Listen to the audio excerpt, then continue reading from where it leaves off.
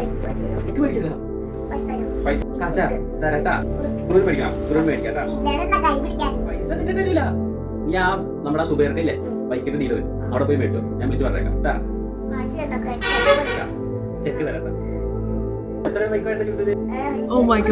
ബൈക്കാ അപ്പൊ 10 ലക്ഷം ആവൂലേ? പഫിനെ കൊല്ലോ ചെക്ക് കിട്ടിയില്ലേ?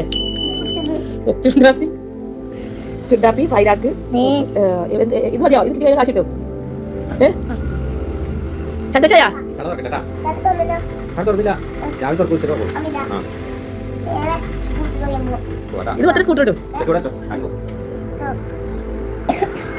ഓക്കെ